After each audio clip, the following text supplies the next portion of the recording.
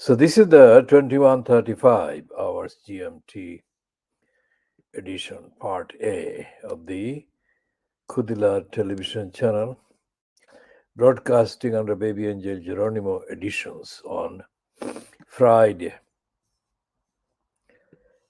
3rd of February 2023. And this is the edition that notes the mental slavery of Rishi Sunak.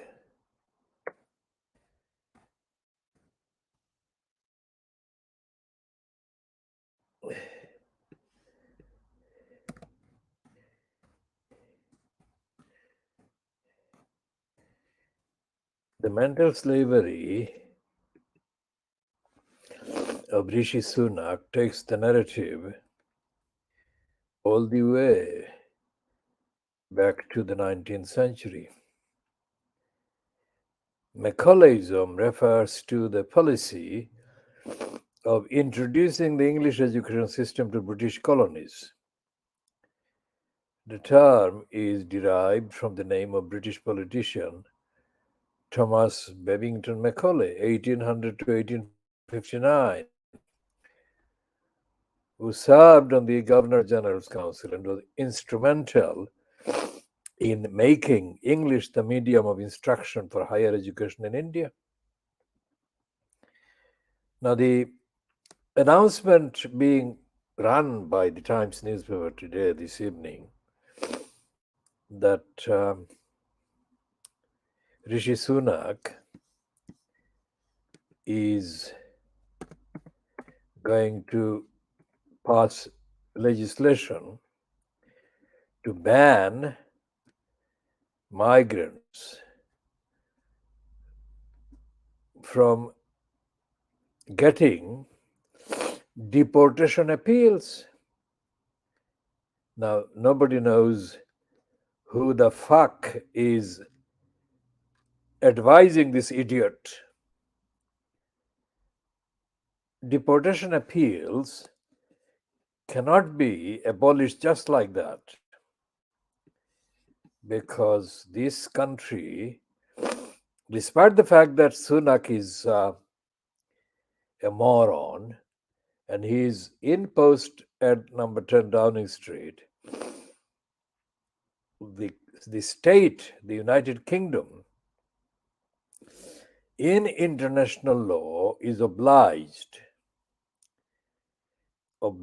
to observe the various treaties, agreements, charters, declarations to which the state, the United Kingdom, remains signed up to. And one of the most fundamental things that these charters, agreements, declarations, statements amount to is that there has to be manifest compliance with due process. And due process is still an international concept, an objective concept, despite the fact that the likes of the total criminals, such as Dominic Raab, who is supposed to be the incumbent in the post, ridiculously called Justice Secretary, they deny international concepts. So whatever Sunak may be plotting to do, the essential motive for him in saying that he wants to ban channel migrants from deportation appeals is to please Narendra Modi in India. Because Modi is absolutely excited that Sunak is in number 10 Downing Street and is going to pave the way for thousands, hundreds of thousands of Indians posing as students to enter the United Kingdom. They're not going to have to swim the channel, sink in the channel, or make appeals. They're going to come straight from India to England. Now, this is evidence. This is evidence of stupidity of an order, the description of which doesn't exist in political commentary, let's say.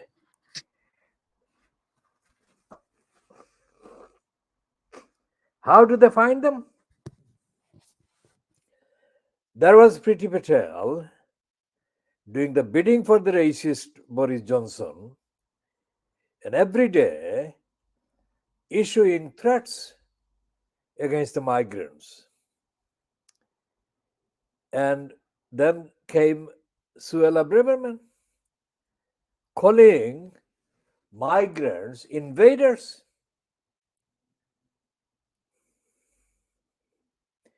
It's like migrants are like at war, and they are like a force like Putin's Russia. And there is no evidence so far this evening that the political murderer of the Labour Party,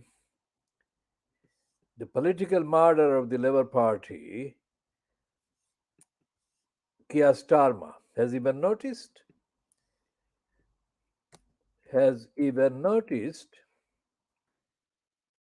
what Sunak is getting up to.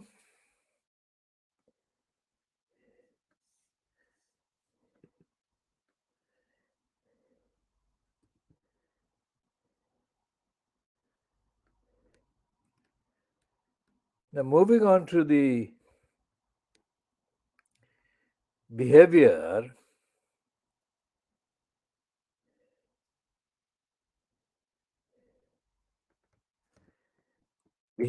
of Lancashire police in England.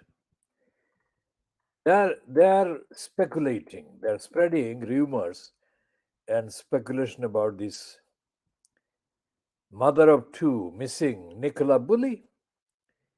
They're saying, according to The Guardian, that they believe the dog walker. I mean, why would they call her dog walker, for heaven's sake? She's a mom.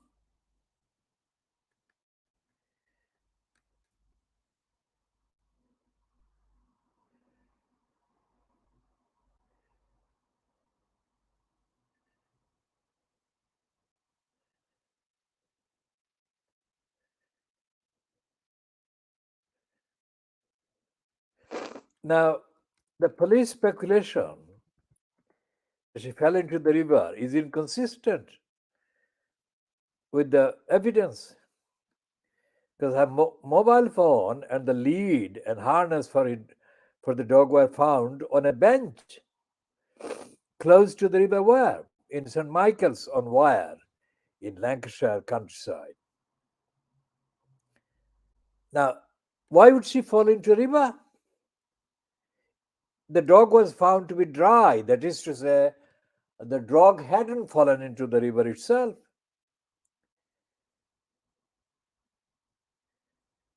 And this police superintendent, Sally Riley,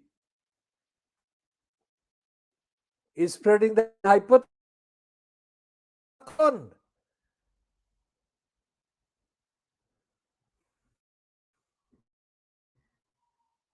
So saying that there is no hope for finding.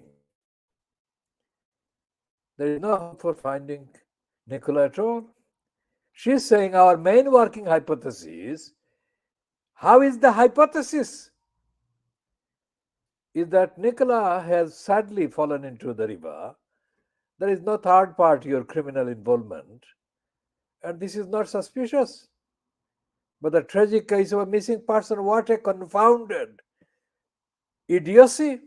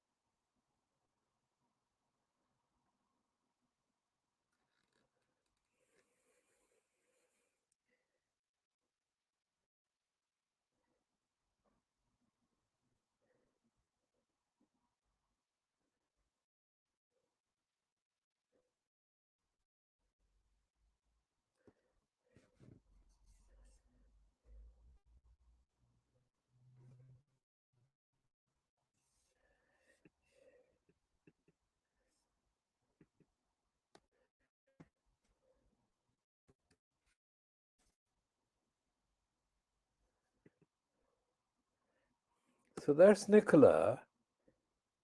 And what is latest on Toots Martin?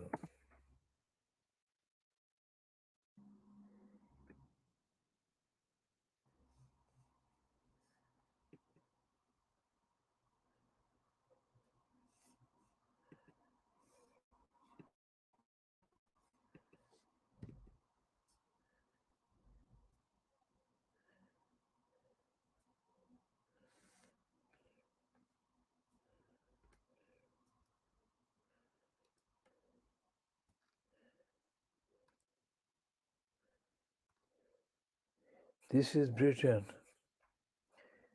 This is fucking British government. They can't find this too smart.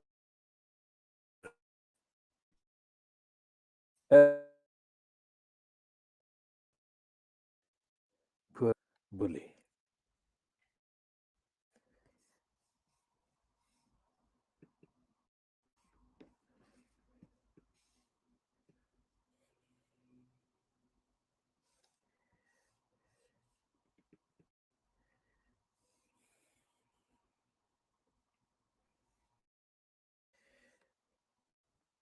If by the so-called mainstream media in this country and Britain, coverage of public affairs, things to do with concern of and interest to the public safety, public amenities, etc., etc. You will never find evidence of the media being even aware of the existence of society. Let's look at the incident today. That the incident happened on a bus. The incident happened on a bus in Newham. A woman, a Ghanaian woman who has been in this country for 50 years, was hit with the doors of a bus, a double-decker bus. She was trying to board at a bus stop between Stratford and North Woolwich. And this woman, she's in her 70s. She must be in her 70s. She tried to get on the bus, get into the bus by the front entrance. And while she was in the middle, the doors were shut very sharply by the driver, hitting the woman. And the woman then protested. She said, I'll check my legs, and if anything happened, I'll take action. But the driver, a woman, a white woman, accused the passenger of having rushed to get into the bus. That is not true. The woman didn't rush to get into the bus.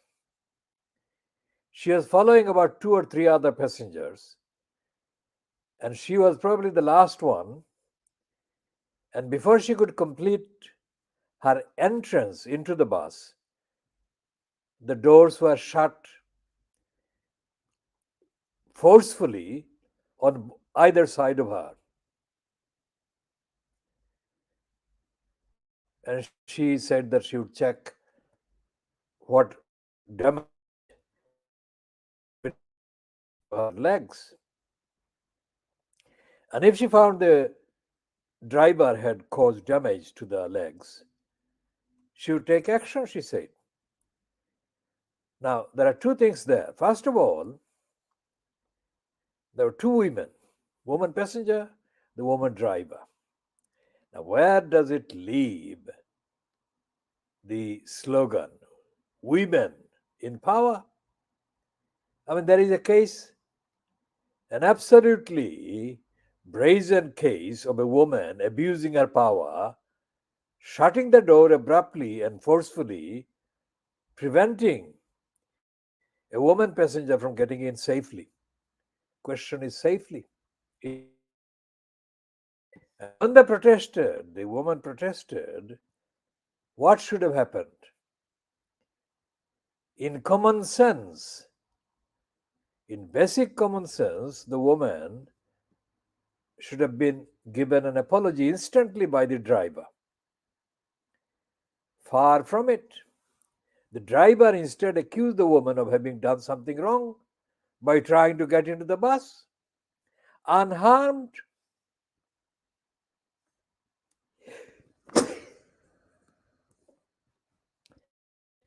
Is it wrong of any passenger in London to try to get into a bus safely without being physically attacked by the bus driver, which is what happened? Why would passengers have to feel unsafe on public transport? And this is the period, this is the time, this is the kind of season of public transport workers being on strike, train drivers, etc., etc. And today, Friday, there was a tweet. Well, there's a Twitter trending featuring Jeremy Corbyn. And the reason why Corbyn was trending on Twitter was to do with the fact that he had tweeted support for the workers, public sector workers, such as drivers doing the strike actions, demanding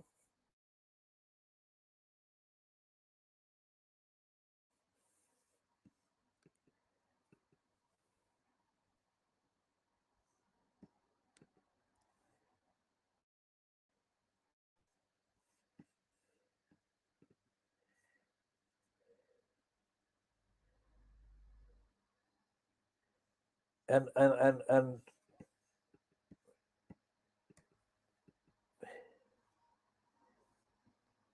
Corbyn, when he was leader, when Corbyn was leader of the Labour Party in the House of Commons, well, leader of the opposition that is,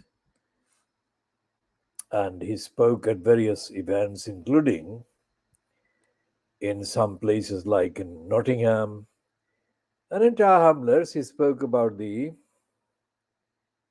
kind of solidarity they felt with the workers. And he is on the record recently this week saying that the rights that we enjoy in this country are rights that have been achieved by workers taking strike actions. Corbyn is a liar.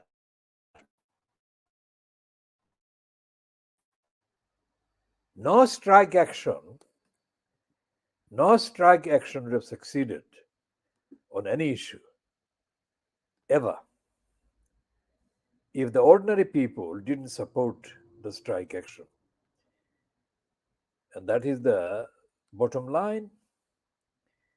Now, going back to the issue of the bus driver, woman bus driver attacking a African Ghanaian woman bus passenger. It happened in Newham. And in Newham, the mayor incumbent, at the expense of Newham people, Newham electorate, woman called Roxana Fias. Now, what chance is there of Roxana Fias responding to any information about this incident and making any difference to the experience of the woman that was attacked by the bus? The evidence, the record of Roxana Fias behaving in post, in power, women getting power, shows that there won't be any difference. Why? Because on the 16th of December. Was it 16th of December? No.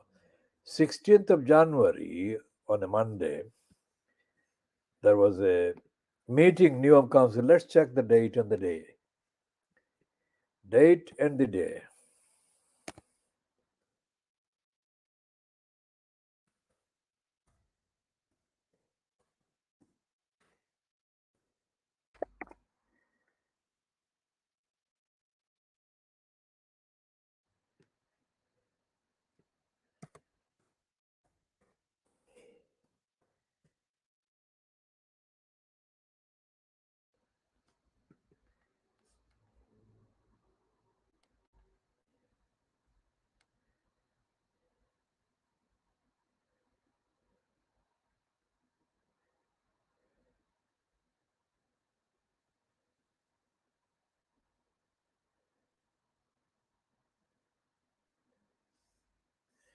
So that was the Monday, the 16th of January. There was a meeting,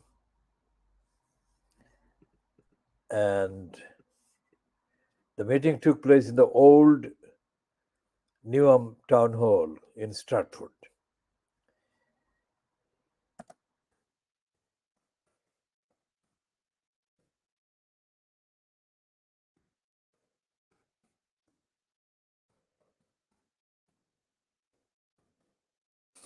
Now, those protesters are described on the 17th of January by the My London News outlet. Angry mums protest council meeting after domestic abuse. The mayor of Newham, Roxana Fias, said the council's temporary housing. Let's check what the actual full story is saying. And you will see that there is no realistic. It's a picture taken from YouTube there.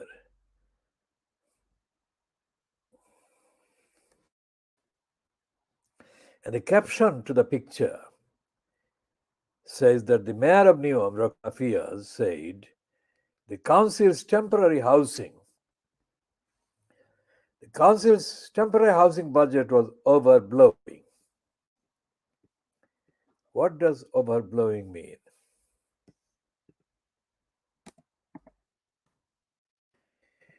It's an overblown expression for impression. Overblow is a verb. Blowing, to blow into a wind instrument with greater force than normal. In order to obtain a harmonic or overtone instead of the fundamental tone, to blow a wind instrument or a wind instrument to be blown too hard. And the definition of overblow is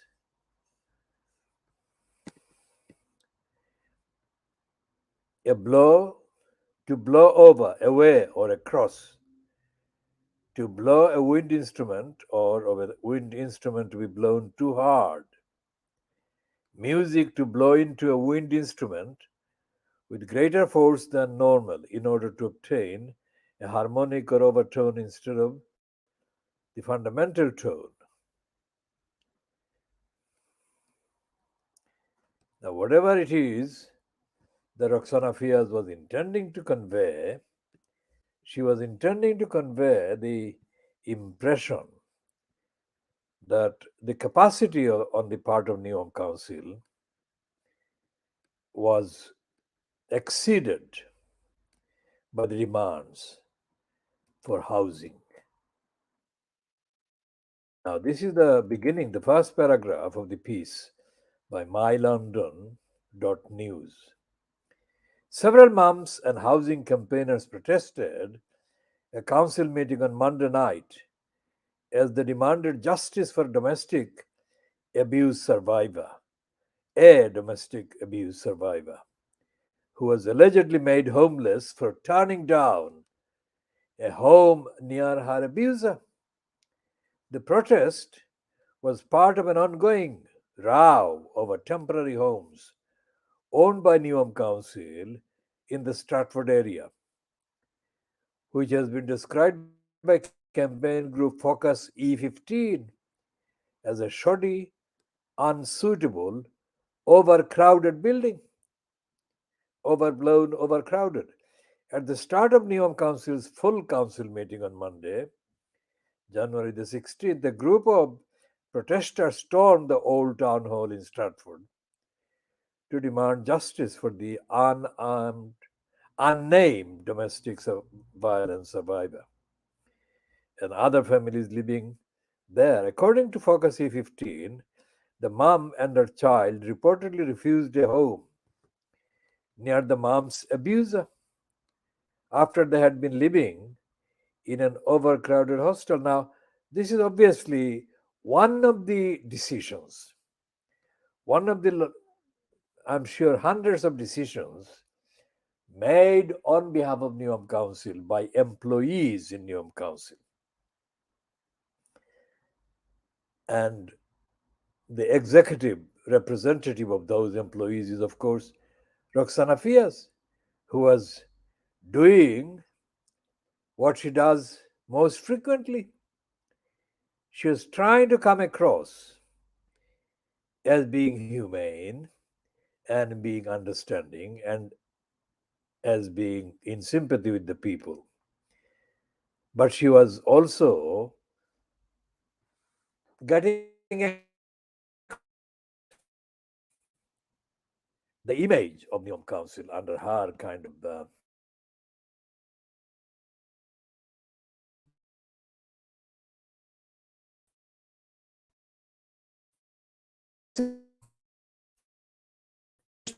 from the for not respecting people as human beings. They shouted, "This is not housing justice. This is not respecting people as human beings who are already living in overcrowded accommodation in Victoria Street, where people are forced to share beds, children and adults. That's what's happening. And if they say no to a property that is not safe and not suitable, then they are denied support."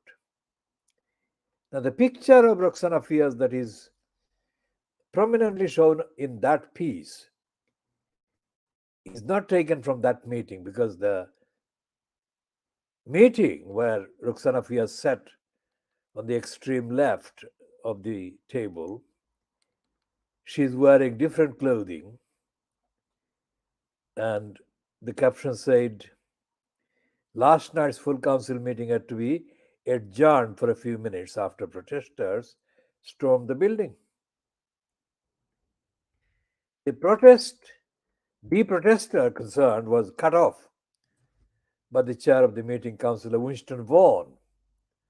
Now, Winston Vaughan, despite the name, is an African man, a man of African origin. Whether he's come from the Caribbean background or directly from African background is not certain, but he is of black background and his name is Councillor Winston Vaughan. Now, as I said in the previous broadcast, same Councillor Winston Vaughan is a very pliant member of the Neom Council, and he is too proud to be bossed by Roxana Fias. He's grateful for her being the mayor. So he said to the protesters to please Roxana Fias, "Thank you very much for that, but you are interrupting the meeting." Now, what on earth was the meeting if people were not allowed to speak without being denounced as interrupters of the meeting? If the communication of the information about the behavior of Neom Council at the full council meeting constituted interruption, then what the fuck is the Neom Council meeting to be about? Winston Vaughan continued, "Please, will you not interrupt the meeting? And will you kindly take a seat, please?" Now, obviously, Winston Vaughan added to his points of approval from Roxana Fias. But how did this serve the people on whose behalf the protesters were shouting and the people who have been victimized by the decisions made in the name of Roxana Fias by those employed by the Nigam Council? It is clear if you look at the actual incidents like that, if you look at the allocations which take years after people have been waiting on the treadmill, when the decisions are made to allocate somebody a housing kind of service or housing allocation or a flat or a whatever, then that allocation cannot be reversed. It is done without any human consideration about the impact that particular place would have on the life of the person being allocated the property, which is what happened in this case. A woman who had been abused by her partner was allocated housing near her abuser. And that was the protest about. There is nothing in Newham Council's bureaucracy, neither in formal meetings, because meetings only last about a few hours, and the likes of Winston Vaughan make sure that people don't get to speak at the meetings. This ban on speaking is widespread in Newham. And when people complain about the behavior of Newham Council's employees, they are not listened to. And the person that refuses to listen to the people is, of course, Roxana Fias. So there is this culture of irrationality, the culture of disbelief and lack of compassion, lack of care, that is the main feature of the attitude by those who make the decision about particular individuals about whose rights they're supposed to be making the decision. And then mounting in terms of the volume, a set, whole pile of problems being created by Newham Council's decision making employees who are liars, who are in denial, and making up things against the particular victims of their wrong decisions. So, when there is a form called complaint form, a complaint form that is being completed on the Newham Council's portal, internet website portals, this becomes another routine. It doesn't get anywhere. And Roxana Fias, and I shall read that particular bit again where she has boasted that anyone can actually make contact with her. And she said that people can send her emails.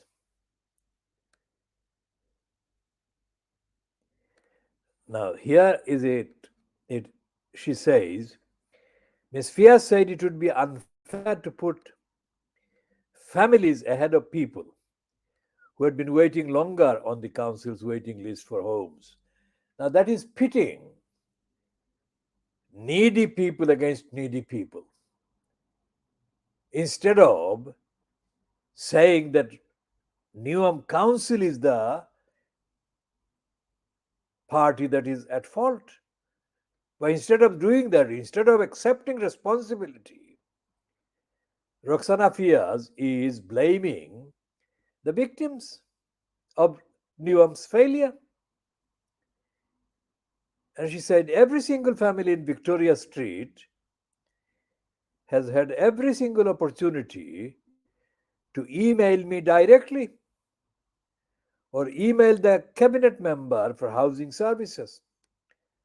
Now, as I have said before, this program, this Khoodeelaar television channel, can confirm to anyone who is watching this, who will be checking on this, the following. Let's say just check one source of the evidence to show that Rukhsana Fiaz is lying. This is on the evidence that I am retrieving online from the internet right now as I am broadcasting. So there is this email address. I'll spell it.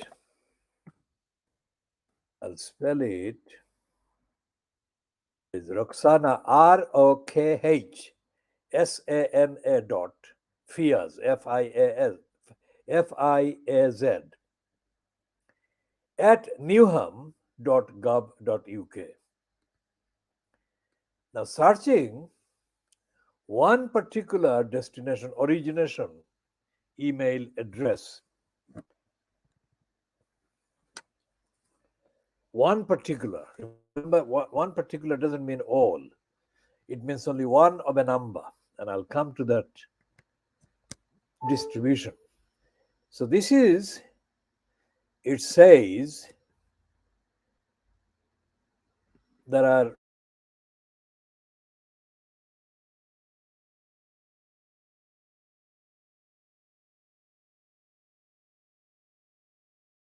and it says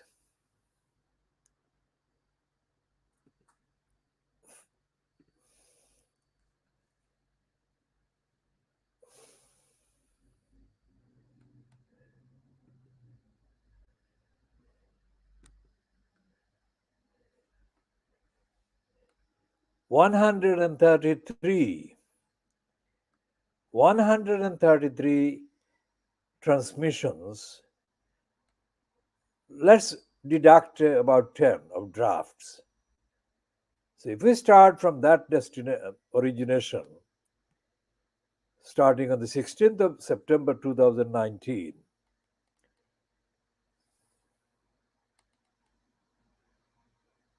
it's 100 and let's say 20 emails.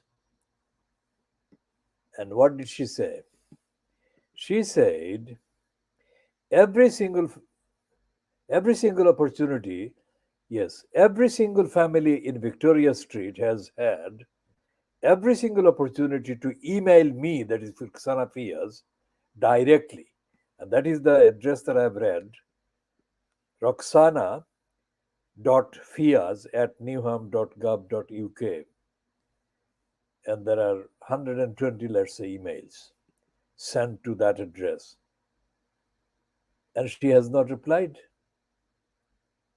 Now, that is one email address of origination. Now, there are about 10 email addresses from which a total of about 1,000 emails have been sent to Roxana Fiaz. And she has not replied. Now, how many more emails should there be to prove that she is a liar? She has lied. She has not replied to those emails. And when the individual decision makers working in the name of Roxana Fiaz, in the name of Newham Council, when they know that Roxana Fiaz is ignoring people's complaints, Ruxana Fiaz is not replying. Ruxana Fiaz is not replying to the emails, let alone taking action against the wrongful behavior of Ruxana Fiaz fronted Neom Council's employees, then those employees feel confident. Those employees feel confident that they can carry on misbehaving. And as long as Roxana Fiaz ignores people's complaints and communications and information, they can carry on, these employees carry on misbehaving in the confidence that Roxana Fiaz would in effect ignore the communications and the complaints.